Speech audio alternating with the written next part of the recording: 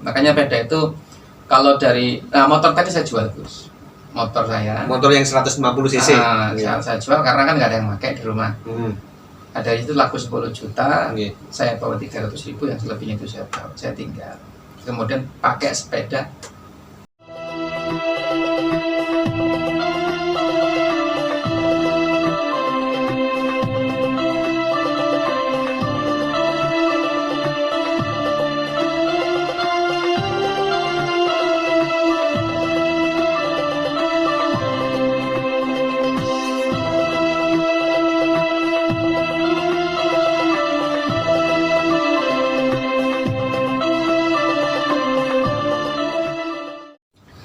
Assalamualaikum warahmatullahi wabarakatuh. Alhamdulillahirrahmanirrahim. Allahumma sholli ala sayyidina Muhammad wa ala ali sayyidina Muhammad. Pemirsa, alhamdulillah Tebuiring MTG Podcast. Malam ini kita kehadiran tamu yang luar biasa, yang saat ini sangat-sangat viral, yakni dalam rangka perjalanan haji. Nah, sebelum ke sana, haji ini kan merupakan perjalanan yang luar biasa, membutuhkan waktu yang panjang, yang membutuhkan tenaga, pembiayaan dan lain sebagainya. Nah, juga membutuhkan keinginan, harapan, niatan yang luar biasa. Nah, saat ini kita ketemuan salah satu ustadz yang luar biasa, aslinya dari Jombang, perjalanannya cuman dari Malang. Nah, ini mungkin pemirsa penasaran siapakah beliau, maka monggo. Assalamualaikum Ustaz.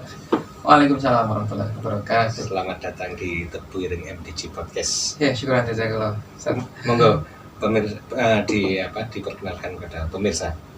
Ya, assalamualaikum warahmatullahi wabarakatuh. Nama saya Yunus, aslinya di media sosial lebih dikenal dengan nama Yunus Abdurrahman karena dulu ditambah sama Ustadz ya, jadi Yunus Abdurrahman. Saya asli dari Jombang dan saat ini tinggal di Malang. Makanya perjalanan saya kemarin itu bunyinya Malang, Mekah, Jombang agak yang protes.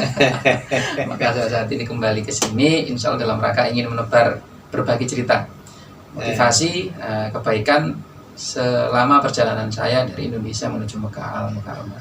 Amin, amin ya Tuhan. Pemirsa luar biasa sampun diperkenalkan, katanya gini tidak akan sayang tanpa perkenalan. Nah, ini sudah diperkenalkan, maka pemirsa nanti selanjutnya akan lebih sayang. Tentunya sayang apanya? Sayang ilmunya. Insya Allah. Mari kita gali tentang perjalanannya. Apa yang lebih dari perjalanan haji? Apakah seperti haji-haji biasa itu atau bagaimana nanti? Nah, ini mungkin ceritanya panjang mestinya ya. Mari kita mungkin tadi kan Ustadz menyampaikan perjalanan haji. Haji itu Ustadz kan ada persiapan yang panjang. Nah, itu membutuhkan pendaftaran kalau hari ini dan biaya yang mahal. Terus akhirnya membutuhkan waktu, kuota sampai menunggu 10-15 tahun. Nah, ini Ustadz Yunus bagaimana ini perjalanannya? Ceritanya bagaimana? Ujuk-ujuk saya juga Kodowong Jombangi, bahkan satu dusun ini ya. Dulu saya manggil ini Cak Yunus, tapi insya Allah ini menjadi Ustadz ini. Ini monggo diceritakan gimana? Nah, ceritanya bagaimana kok bisa? Terus ujuk-ujuk di sana, kaget saya. Tentunya juga masyarakat di dusun kami ini semuanya kaget. Lu kok haji kan begitu ya? Nah, ini monggo diceritakan. Ya sebenarnya kalau niat memang sudah lama ya. Lamanya itu memang sejak dari kelas 3 SD. Kelas 3 SD itu saya sudah punya keinginan ingin ke Mekah menunaikan ibadah haji dengan jalur darat. Itu. Dan pada saat itu kan sekitar tahun 90-an ya. Itu aja masih kecil, itu haji masih gampang pada saat itu. Daftar sekarang, berangkat sekarang. Kemudian perjalanan waktu dari tahun 2010 itu kan udah mulai ada daftar panjang itu kan. Tapi saya tetap berkeyakinan pada saat itu bahwa saya tetap haji jalur darat aja. Niat saya pakai motor pada saat itu, Bos. Pakai motor niat saya. Tidak pakai pesawat ini. Bukan. Niat saya enggak pesawat. Jalur darat aja. Dari cita-cita waktu kecil. Betul, pesawat skip udah enggak ada pesawat. Enggak ada niatan pakai pesawat. Maka setelah lulus dari pesantren dulu tahun 2004 ke Pireng, ya kan, saya wisuda 2003, saya buat paspor 2004 itu. 2004 sudah membuat paspor. Iya, itu sebagai salah satu Oke. bentuk persiapan itu kan Untuk ya. persiapan niatan waktu kelas 3 kecil tadi. Oke, nah, kan saya udah lulus nih sekolah Iya. gitu kan. Udahlah, ini udah waktunya bikin paspor untuk menunaikan cita-cita. Targetnya Cita-cita memang haji, iya haji. tidak paspor untuk melancong atau untuk Kalau langsung enggak, Enggak. sekalian pada saat itu kan saya mau S2 ditanya. Oh begitu. Nah, Oke. mau S2, S2-nya enggak jadi ya sudah, berarti ini untuk cita-cita saya. Saya ingat cerita itu mungkin, Oke. tapi nanti skip aja. Ya, kan Oke. Ya targetnya akhirnya udahlah saya buat inilah untuk haji kan. Pada waktu masih gampang lah ya. Haji pada saat itu 2004 2005 itu daftar Iya. sekarang juga berangkat sekarang. Cuma nggak ada duitnya pada waktu itu gitu. Ya, keinginan ada, belum Duit, ada uang. ditambah lagi juga terlalu dini lah usia saya pada saat itu kan masih 24 ya. Ya, belum ada. Terlalu muda, mental juga belum terlalu Hmm. siap lah. Saat itu setelah lulus nggih, gitu. Nggih, ya. Terus kemudian sampai berarti ini perjalanan haji bisa dikatakan sebuah cita-cita mulai kecil. Ya. Pemirsa luar biasa ya. Ternyata cita-cita itu biasanya kan disuruh cita-citamu apa waktu kecil itu. Ternyata jangan sampai dijawab begini. Ini sebagai pelajaran. Aku gandui cita-cita. Jangan. Ternyata cita-cita itu akan tertancap di sanubari yang paling dalam hingga sampai menjadi terpenuhi, terwujud. Nah ini ternyata kelas 3 tidak ke ujuk-ujuk kelas 4 bisa naik haji, ternyata butuh Panjang, prosesnya. nggih. Nah, tadi Sebenarnya haji itu bagian dari cita-cita. Hmm. Karena pada saat itu saya kan melihat zaman kecil kamera dulu Gus ya yang diputer-puter itu. Oh iya, nah, waktu klis, kecil. nah, itu kan Mbak Haji. lah ya. Waktu itu kan Pak Dinan itu kan itu yang punya itu kan ngirim ke anaknya itu kan. Nah, itu saya tidak gini ya. ya kalau diputer-puter gitu kan bagus. Mungkin arek milenial gak ngerti. Nggak tahu gitu kan itu. Oke, Nah itu bagian dari cita-cita. Iya. Niatan saya pada saat itu pengen keliling dunia. Gitu aja. Keliling Dunia. Nah, tapi kemudian di usia-usia sudah masuk 20 ke atas itulah saya tidak akan menginjakkan kaki di Eropa gitu kan sebelum saya menunaikan ibadah haji dulu. Nah, itu makanya ini bagian sebenarnya bagian dari cita-cita saya gitu. Nah, Iya. maka ya nggak sebenarnya. Artinya niatnya atau keinginannya itulah yang sebenarnya udah lama. Ya kalau dihitung dari tahun 90 ya. Katakan 90 sampai sekarang 2023. Terwujudnya kemarin tahun 2000 tahun ini guys, 2023 dan maksudnya. 2023. Artinya kalau dihitung dari perjalanan juga kan saya startnya kan 2022 itu kan ya. Iya. Jadi sekitar 33 tahun bayangkan. Cita-cita baru terwujud. Baru terwujud. Tapi tetap dalam 33 ini secara ikhtiar tetap diperbaiki terus. Iya. Artinya kita kan butuh bekal ya. Nah pada saat itu pemikiran saya, karena perjalanan panjang, ya otomatis kan yang dibutuhkan kan uang. Nah, pikiran saya pada waktu itu gimana caranya mengumpulkan duit sebanyak antara 100 sampai 200 juta pada saat itu. Nah ini terkait dengan persiapan tadi memutuskan untuk perjalanannya. Itu kan naik pesawat atau darat, tapi dari cita-cita awal kan darat. Itu kok bisa berani memutuskan akhirnya juga benar-benar terwujud darat ini bagaimana? Sepeda motor atau jalan kaki? Waktu itu saya melihat selain gambar-gambar tadi itu, kalau melihat film Timur Tengah orang naik kuda itu, iya. Bayangannya ke sana ya, turun pasir gitu ya. Betul. Saya itu senang luar biasa kalau orang berkuda. Terus kemudian ada film namanya Renegade dulu ya. Jangan ingat nggak bintangnya Lurin Sulamas pakai Harley Davidson gitu kan. Saya pikirnya kuda mungkin enggak. Saya pikirnya pakai motor gede lah gitu kan, lebih gagah kan gitu, lebih keren. Maka targetnya sebenarnya itu motor gede itu. Maka kemudian kan saya pampang di kamar saya itu dari yang Moge itu, Moge bawahnya ya, kalau Harley bawahnya Ducati, bawahnya Tiger, tahu-tahu sepeda bawahnya. Sepeda nggak saya pasang. Iya. Nah, padahal tidak terpasang ya? Tidak, ya karena target saya sepeda pada saat sepeda motor pada saat sepeda Moge motor. Ya? Moge kan gitu loh. Terus akhirnya keputusannya kok akhirnya pakai sepeda itu bagaimana? Itu target sebenarnya kan sebelum di umur 30 belum kecapai. Kemudian oke lah, saya undur lagi. Mungkin nantilah sebelum usia 40. Nah, ternyata tahun 2020 itu kan saya masuk usia 40 corona. Dan malah makin terpuruk lagi. Tahun 2019 ya? Iya. Akhir 2019 ya? Ya kan di Indonesia kan 2020. Oh iya ini. Saya resign dulu. Ceritanya sebelum 2020 saya udah resign. Resign dari tempat kerja saya. Saya ngajar kan. Saya guru. Latar belakang seorang guru. Ya, saya guru. Saya mengundurkan diri. Dengan alasan untuk, saya bilang nggak bilang seperti ini. Saya mau belajar lagi ke Timur Tengah. Saya bilang seperti itu kepada kepala sekolah.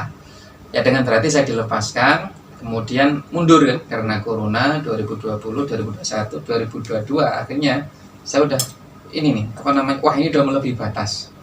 Artinya targetnya sebelum 40 sekarang saya udah 42 ceritanya. Maka ada sepeda motor. Motor memang serisnya cukup lah 150 cc. Cuma nggak ada bensinnya gitu loh Gus.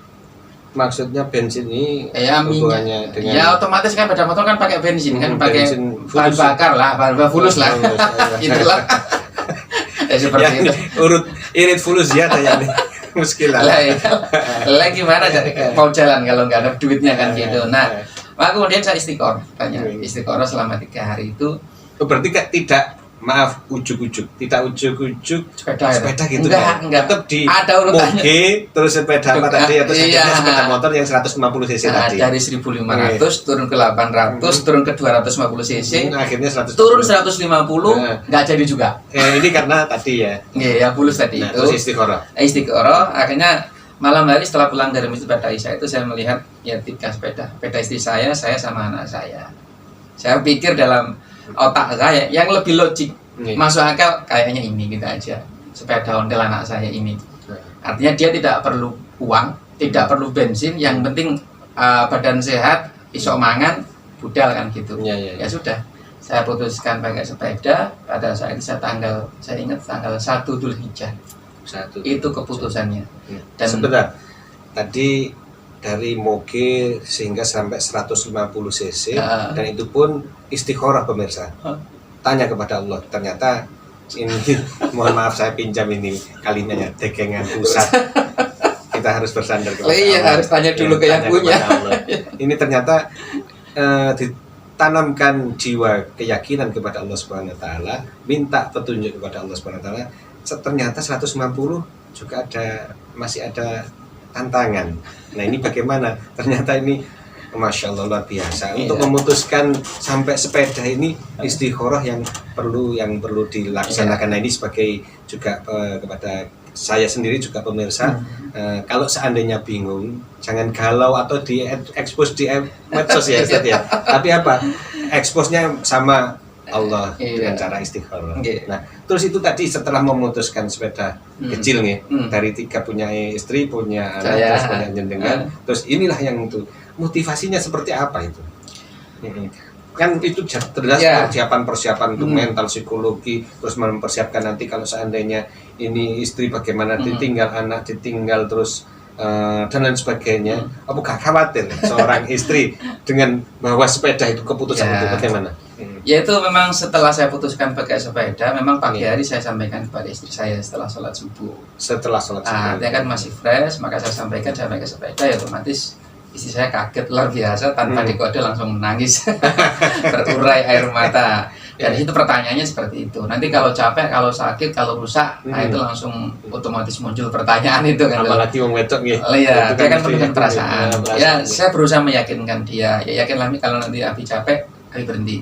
Kalau rusak, ya sudah semaksimal mungkin akan saya perbaiki. Sepeda ontel, bukan motor kan.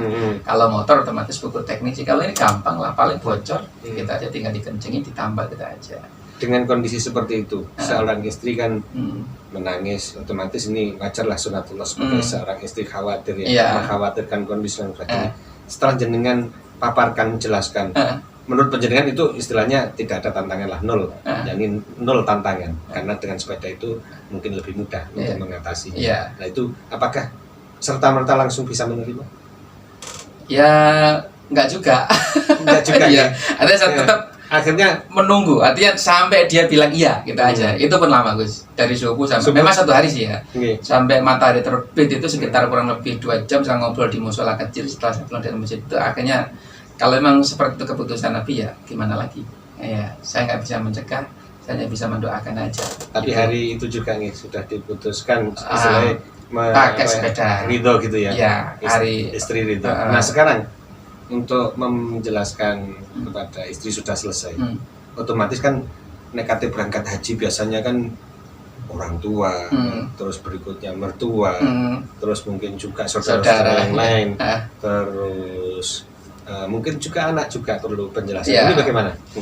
Yang paling berat pada saat itu sebenarnya mertua saya untuk izinnya itu. Kalau ibu saya, alhamdulillah beliau udah tahu dengan karakter saya. Jadi ketika saya izin, beliau cuma tanya bagaimana istrimu, udah gitu doang. Saya bilang istri udah ikhlas mak, karena saya pamitan sama istri pada saat itu.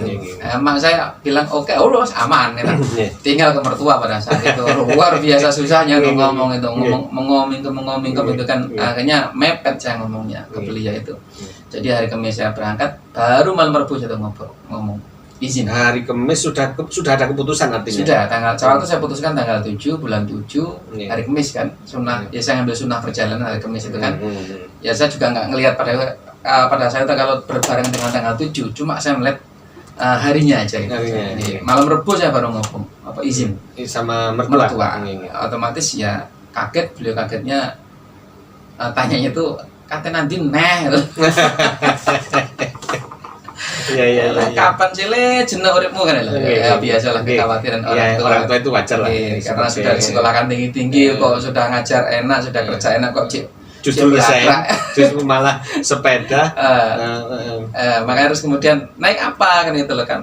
Motor masih ada ceritanya kan. Saya bilang naik sepeda udah makin berat lagi beliau, tapi ya saya berusaha untuk meyakinkan lagi ke beliau. Ya dengan derai air mata juga akhirnya saya diizinkan juga. Alhamdulillah diizinkan juga. Artinya perjalanan itu semuanya ridho nih. Iya, karena memang nggak mungkin kita meninggalkan begitu saja kan, karena mereka orang-orang yang dekat dengan kita. Ya tentunya khawatir kan pasti mereka kan ya. Maka saya minta dari 3 orang itu, baru kemudian ke saudara saya itu pun ya nggak semuanya saya pamitin karena aku khawatir lagi nanti kalau sampai lagi dibilang wah wong keningnya dia cerita apa nih kan gitu. Karena bisa selama saya nikah itu kan pekerjaan saya itu nggak pernah istiqomah itu saat itu kan duduk jenak dalam satu belum pernah bisa karena ini karena cita-cita ini gitu. Belum tercapai. Meskipun saya pernah gaji bicara kan sampai 13 juta itu juga nggak bisa menenangkan hidup saya pada saat itu di Jakarta itu karena cita-cita ini.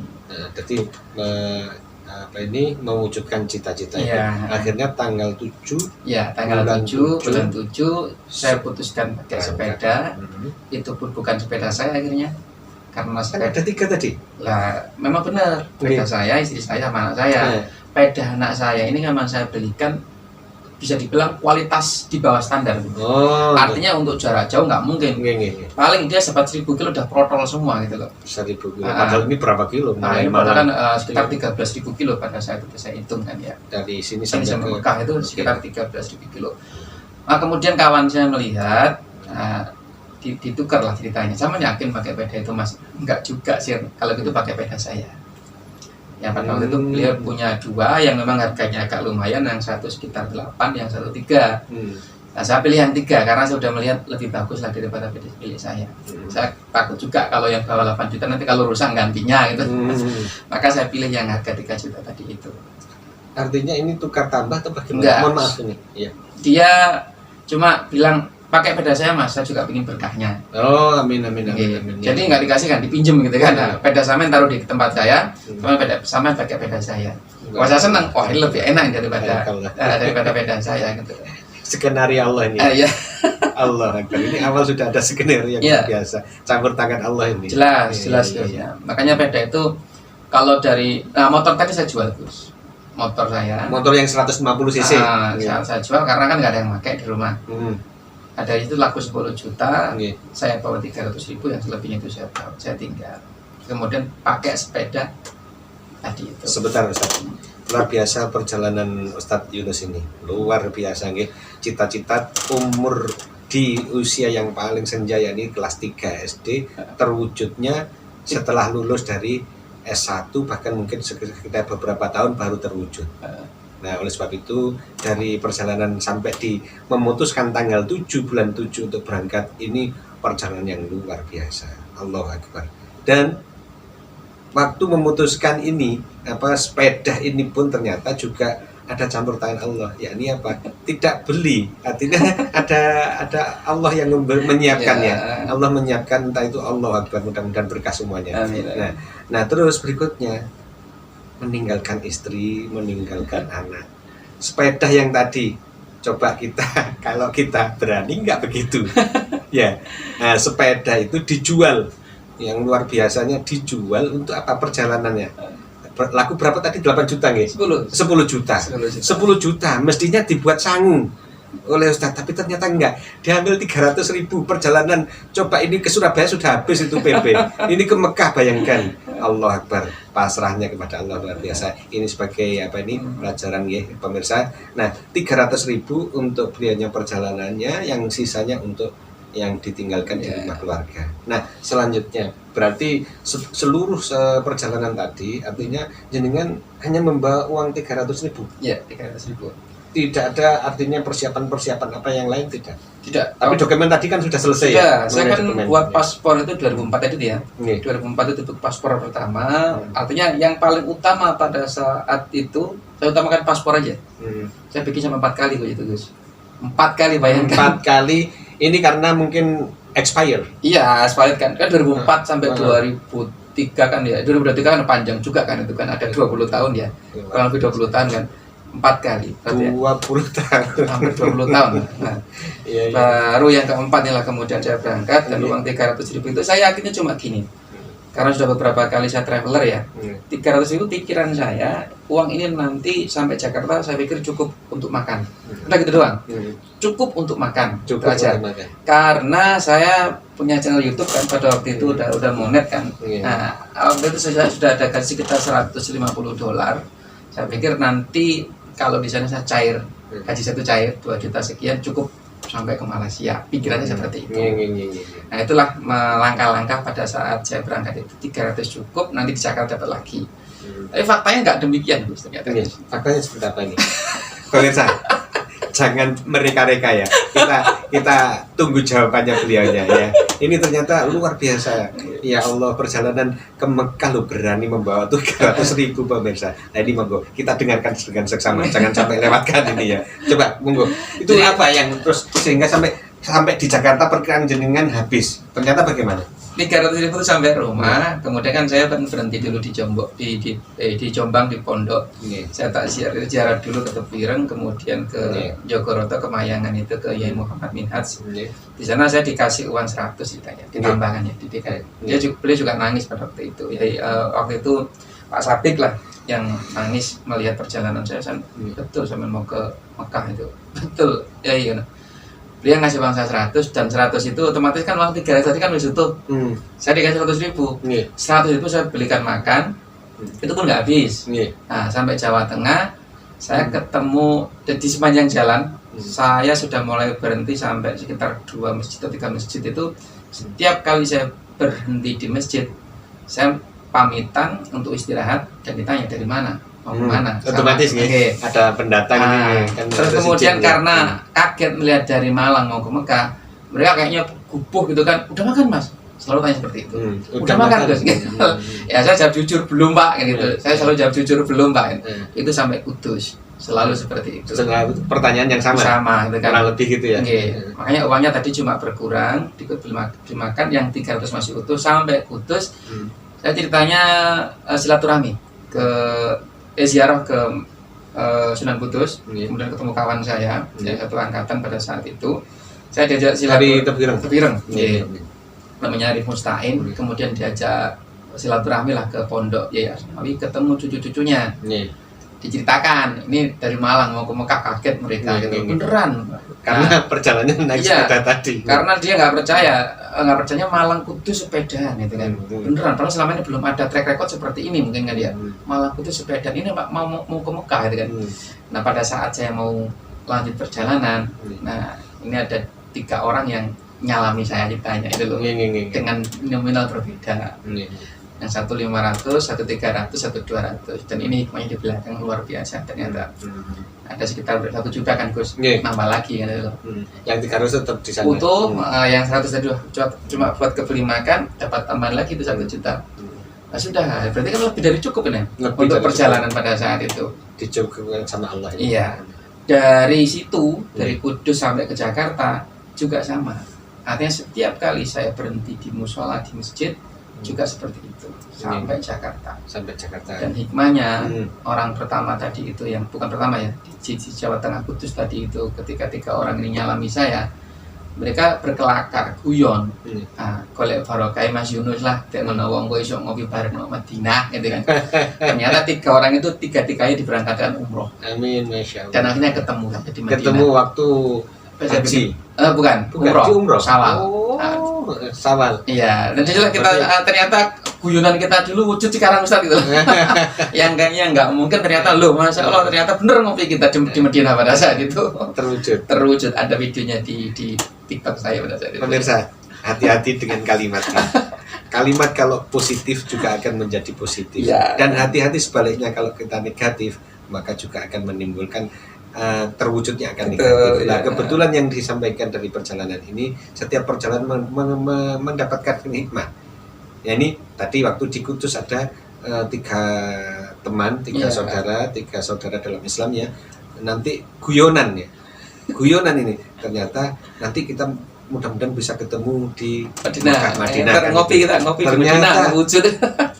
Dengan naik sepeda ketemu di sana, yang ini umroh ke sana bulan Sawal Ustaz ya. Sawal, nggih. Saya udah nyampe sana. Alhamdulillah. Masya Allah, terwujud. Sekali lagi motivasi seperti ini luar biasa. Mudah-mudahan memotivasi pada pemirsa semuanya. Jangan sampai kendor dengan cita-cita, keinginan, harapan, kemauan terus dipanjatkan kepada Allah, disandarkan kepada Allah Subhanahu wa taala. Selanjutnya pun setelah sampai di Jakarta, itu artinya dengan yang kemarin dikhawatirkan mungkin ya, nanti uangnya 300 sampai di Jakarta habis, tapi ternyata justru ada ketambahan dari ini ya, dari Kudus, sehingga di Jakarta itu hal yang sama juga. Di Jakarta saya kontak, artinya kawan orang Malang, namanya Pak Eri ya. Pak Eri pada waktu itu sempat support perjalanan saya dulu gitu kan. Kemudian karena beliau sakit, jadi saya pamitan beliau itu di Semarang. Pada waktu saya pamitan memang nggak digubris karena sakit. Saya Malang, sampai Semarang saya WhatsApp, Pak, aku budal, udah gitu aja. Kaget beliau. Saya foto sepeda saya, bukan motor. Loh, kok nggak sepeda itu? Awalnya ceritanya pakai sepeda motor. Lo ceritanya motor kok tadi? Sepeda motor. Kok tadi sepeda ceritanya lo? Akhirnya udah tunggu saya di Jakarta. Tunggu di Jakarta. Karena beliau kan orang Malang, tinggal di Jakarta, punya rumah di Jakarta. Tunggu di Jakarta. Udah saya ke Jakarta, menunggu beliau sambil menyiapkan dokumen. Karena kan masih perlu beberapa surat pendukung. Ya. Karena sebelum sampai ke cerita ketemu saudara atau teman yang di Jakarta, itu dokumen itu kan yang di awal jenengan sudah pegang paspor. Nah, otomatis kan nanti untuk masuk ke negara itu kan melalui beberapa negara ya. Nah, itu kan perlu persiapan visa dan seterusnya. Itu seperti apa itu? Itu sudah saya pelajari. Untuk ASEAN kan free visa, Gus. Oh iya. Nah, kalau Asia baru itu kita butuh visa. Maka untuk pengajuan visa itu kita butuh rekomendasi. Artinya keterangan rekom itulah. Pada waktu itu saya ngambil dari PBNU, dari Polai dari bawah, dari MWC, PC, kemudian ke pusat. Itu waktu itu persiapan itu dari sini ya, dari Malang? Ya, dari Malang. Sudah ada persiapan itu ya? Malah terbalik. Untuk sampai Jakarta, kemudian baru saya minta ke Malang. Mudah. Dari Malang dikirim. Berarti bukan di saat di Malang, sebelum perjalanan bukan ya? Bukan. Tanggal 7 bulan 7 tadi belum? Bukan. Berarti perjalanan bawa paspor gitu aja? Ya, sampai Jakarta sana. Sampai Jakarta? Karena saya butuh itu, maka diminta dari bawah. Dari bawah dimudahkan, pada saat itu udah dikirim langsung ke Jakarta. Karena sudah perjalanan? Iya, ada perjalanan. Ya udah, di Jakarta juga dipermudah. Kemudian setelah selesai semua dokumen, sudah ketemu dengan Pak Eri. Nah, Pak Eri ini juga kaget juga. Coba jelaskan visi misimu, karena beliau seorang biker internasional juga ceritanya. Saya ingin mengambil ilmu dari beliau ceritanya. Udah pengalaman lah di luar negeri, maka saya jelaskan. Oke, dengan target waktu sekian, kira-kira nyampe nggak kamu? Khawatirnya nanti kamu melebihi waktu haji malah gagal kan itu loh. Nah, disitulah saya mulai mapping perjalanan dari kota A, kota B, kota C sampai itu saya gunakan Google Map untuk mengetahui jarak. Jadi jarak total dari sini ke Mekah pada saat itu kurang lebih 13.000 km. Saya bagi, Gus.